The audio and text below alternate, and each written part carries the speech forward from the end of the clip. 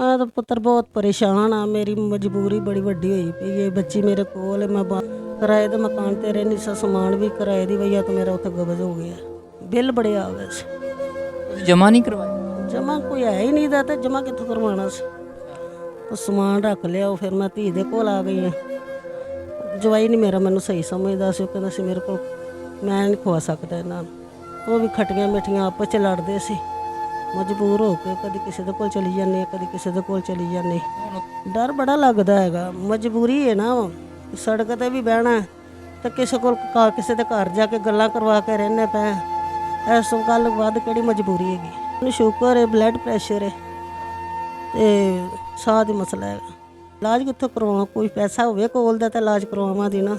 जदों सूत नहीं देना उगले होर वधाई जांदे ने। लोक ते कदी किसी दे घर बह जानी एक हिसाब दी, ना उन्हां नूं सामना करनी है। जदों सामना होइए तो बहुत बिस्त करदे ने, पैसे मंगदे ने। होर उन्हां ने की कहना? वो कहंदे समान चका, समान तो मेरा अगे फसिया पिया बिल दी वजह तो। मैं आपदा किसी दे घर बह के गुजारा कर लां, किसी दे बाहर बह के कर लां, अंदर बह करना। मैं बच्ची नूं नहीं लिजा सकदी किसी दे घर। हर बंदा ही कहंदा तुहाडा घर हैगा, तुहाडे पल्ले की हैगा, असीं तुहाडा रिश्ता करवाना है। जद मेरे पल्ले ही नहीं हैगा तो मैं चुप कर जानी अगों। बस मजबूरी जो ज़्यादा तकलीफ वध जे खा ली दी, 2 दिन बाद फिर ओह कुछ, फिर हफ्ता 10 दिन तकलीफ है, बह के गुजारनी पई। इवें अगे अगे होर काम वधदा पिया। बाकी आपदा तो कोई पता नहीं, किसी टाइम आ सकदा है अगले घर जान दा जां कुत्ते जान दा। तो बच्ची दा तो मैनूं बड़ी परेशानी हैगी, बच्ची दा मैं हल कड्ढना है। अस्सलाम वालेकुम नाज़रीन, आप देख रहे हैं टू ज़ी पाकिस्तान और मैं आपका अपना मेज़बान ज़ुबैर राजपूत। हमारे साथ एक ऐसी माँ मौजूद हैं जो बीमारियों से लड़ रही हैं और बीमारियां होने की वजह से इनका वज़न 200 केजी से प्लस हो चुका है। अब ये चलने फिरने से भी आवाज़ार है और दूसरा किराए के घर में रहती हैं। बेटा एक्सीडेंट में फ़ौत हो चुका है और बहू कैंसर से फ़ौत हो चुकी है। तो सारी इनकी कहानी इनसे जानते हैं कि ये कैसे अपना गुजारा कर रही हैं। एक साथ इनके जवान बेटी बैठी हुई हैं, ठीक है, उसका ये जहेज़ के लिए परेशान है। ज़ाहिरी बात है नाज़रीन, आजकल दहेज के बगैर कोई भी शादी करने को तैयार नहीं है। इनसे पूछते हैं कि इनके क्या मसले मसाइल हैं और ये कैसे अपनी ज़िंदगी गुजार रहे हैं। अस्सलाम वालेकुम। वालेकुम सलाम। जी माँ जी, आपकी लाइफ ज़िंदगी कैसे गुजर रही है? इलाज कहाँ से करवा रही हैं? खाना पीना कैसे गुजर बसर ज़िंदगी का कर रही हैं? मैं तो पुत्र बहुत परेशान हाँ। मेरी मजबूरी बड़ी वड्डी हुई पई है। बच्ची मेरे कोल है, मैं बाप दा इलाज नहीं करवा सकती। तो इलाज आपने बताया कि बेटा था आपका, वो क्या कैसे फोत? एक्सीडेंट होया ते नौ भी मेरी फौत हो गई है। ਹੁਣ कैंसर हो गया सी 2 साल बाद।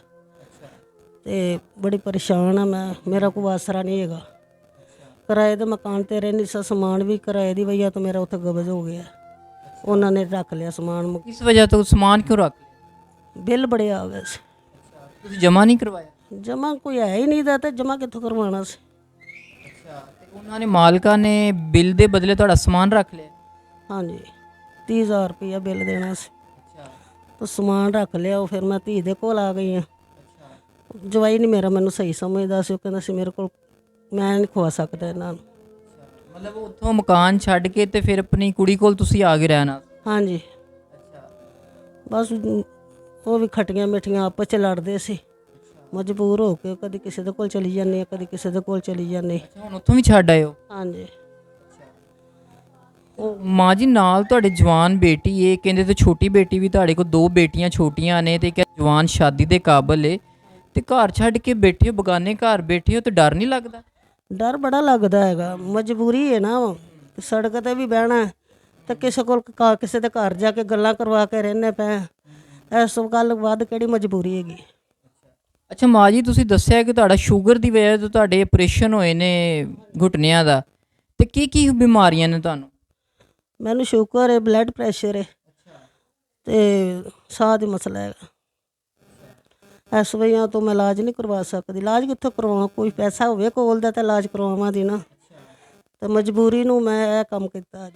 ਅੱਛਾ ਮਾਂ ਜੀ, ਤੁਸੀਂ ਸਾਨੂੰ ਦੱਸਿਆ ਸੀ ਕਿ ਤੁਸੀਂ ਆਪਰੇਸ਼ਨ ਕਰਵਾਉਣ ਵਾਸਤੇ, ਜਿਹੜਾ ਘੁਟਨੇ ਦਾ ਮਸਲਾ ਬਣਿਆ ਸੀ, ਜ਼ਿਆਦਾ ਵਿਗੜ ਗਿਆ ਸੀ, ਆਪਰੇਸ਼ਨ ਖਰਾਬ ਹੋ ਗਿਆ ਸੀ, ਤੇ ਤੁਸੀਂ ਉਹ ਆਪਰੇਸ਼ਨ ਦੁਬਾਰਾ ਕਰਵਾਉਣ ਵਾਸਤੇ ਸੂਦ ਤੇ ਪੈਸੇ ਲੈ ਕੇ ਆਪਰੇਸ਼ਨ ਕਰਵਾਇਆ?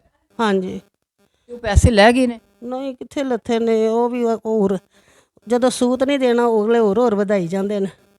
ਲੋਕ ਤੇ ਕਦੀ ਕਿਸੇ ਦੇ ਘਰ ਬਹਿ ਜਾਂਦੀ ਹੈ ਇੱਕ ਹਿਸਾਬ ਦੀ, ਨਾ ਉਹਨਾਂ ਨੂੰ ਸਾਹਮਣਾ ਕਰਨੀ ਹੈ। ਜਦੋਂ ਸਾਹਮਣਾ ਹੋਈਏ ਤਾਂ ਬਹੁਤ ਬਿਸਤ ਕਰਦੇ ਨੇ, ਕੀ ਕਹਿੰਦੇ ਨੇ? ਪੈਸੇ ਮੰਗਦੇ ਨੇ, ਹੋਰ ਉਹਨਾਂ ਨੇ ਕੀ ਕਹਿਣਾ। ਉਹ ਕਹਿੰਦੇ ਸਮਾਨ ਚੁਕਾ, ਸਮਾਨ ਤਾਂ ਮੇਰਾ ਅੱਗੇ ਫਸਿਆ ਪਿਆ ਬਿੱਲ ਦੀ ਵਜ੍ਹਾ ਤੋਂ, ਤਾਂ ਮੈਂ ਸਮਾਨ ਕਿੱਥੋਂ ਚੁਕਾਉਣਾ ਹੈਗਾ। ਮਜਬੂਰ ਹੋ ਕੇ ਮੈਂ ਇਹ ਕੰਮ ਕੀਤਾ। ਅੱਛਾ ਮਾਂ ਜੀ, ਤੁਹਾਡੇ ਨਾਲ ਮਤਲਬ ਤੁਸੀਂ ਤੇ ਆਪ ਤੇ ਦਰਬਦਰ ਧੱਕੇ ਖਾ ਹੀ ਰਹੇ ਹੋ, ਨਾਲ ਤੁਹਾਡੇ ਜਵਾਨ ਬੇਟੀ ਮੌਜੂਦ ਹੈ ਤੇ ਪੜ੍ਹਾਉਣ ਲਿਖਾਉਣ ਦੀ ਉਮਰ ਹੈ, ਪੜ੍ਹਨ ਲਿਖਣ ਦੀ ਉਮਰ ਹੈ, ਜਾਂ ਸ਼ਾਦੀ ਦੀ ਉਮਰ ਵੀ ਹੋ ਚੁੱਕੀ ਹੈ, ਤੇ ਫਿਰ ਕਿਵੇਂ ਕਰੋਗੇ? ਕਿਵੇਂ, ਤੁਹਾਡੇ ਕੋਲ ਤੇ ਪੈਸੇ ਕੋਈ ਨਹੀਂ, ਤੇ ਉਹਦੀ ਸ਼ਾਦੀ ਕਿਵੇਂ ਕਰੋ? ਐਸੇ ਕੋਲੋਂ ਤਾਂ ਮੈਂ ਬਣਵਾ ਨਹੀਂ ਪਈ ਵੀਡੀਓ ਕਿ ਲੈ ਵੀ ਚਲੋ ਮਦਦ ਹੋਈ ਇਹਦੀ, ਤੇ ਮੈਂ ਕੁੜੀ ਨੂੰ ਤਾਂ ਫਾਰਗ ਕਰਾਂ, ਕੁੜੀ ਨੂੰ ਤਾਂ ਆਪਦੇ ਘਰ ਤੋਰਾਂ।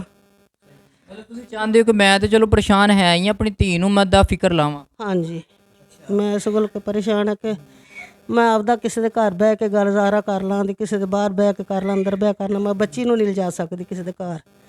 ਮਾਂ ਜੀ, ਦਹੇਜ ਤੋਂ ਬਗੈਰ ਕੋਈ ਰਿਸ਼ਤਾ ਨਹੀਂ ਕਰਦਾ?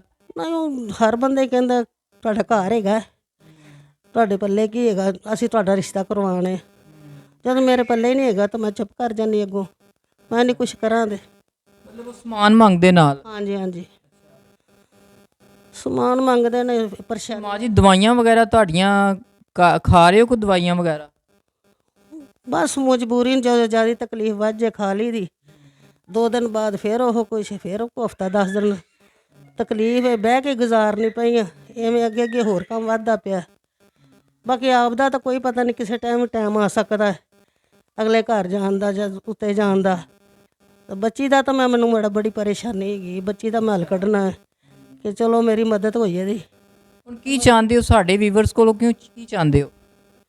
ਮੈਂ ਚਾਹਣੀ ਆ ਕਿ ਮੇਰੀ ਮਦਦ ਕਰੋ, ਕਿ ਮੈਂ ਬੱਚੀ ਨੂੰ ਕਿਤੇ ਹੋਰ 6 ਮਹੀਨੇ 2 ਮਹੀਨੇ ਬਾਅਦ ਮੈਂ ਸ਼ਾਦੀ ਕਰ ਦੇਵਾਂ, ਉਹ ਆਪਦੇ ਘਰ ਜਾਏ, ਫਿਰ ਮੇਰੇ ਵੇਖੀ ਜਾਏ ਦੀ, ਮੈਂ ਇਲਾਜ ਕਰਵਾਵਾਂ ਦੀ, ਕਿਹਾ ਜਾਵਾਂ ਦੀ। ਹਾਂਜੀ।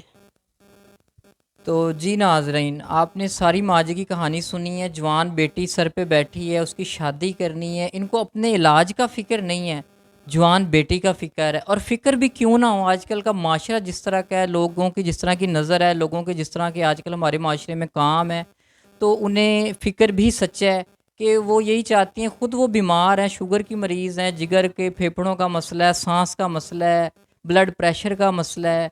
उन्हें ख़ुद अपनी ज़िंदगी का भरोसा नहीं है कब अल्लाह ताला की तरफ से बुलावा आ जाए। तो उनकी ख्वाहिश यही है नाज़रीन कि इनके इस दुनिया से जाने से पहले वो अपनी बेटी का फ़र्ज़ अदा कर दें। उस फ़र्ज़ अदा करने के लिए नाज़रीन, नंबर स्क्रीन पे चल रहा है, उस नंबर पे इनसे रब्ता करें और जितनी ज़्यादा हो सके इनकी हेल्प करें। तो नाज़रीन, मज़ीद हमारे चैनल पर वीडियोज़ देखने के लिए हमारे चैनल को सब्सक्राइब करें, शेयर करें, दुआओं में याद रखिएगा, अपना ख्याल रखिएगा। अल्लाह हाफ़िज़।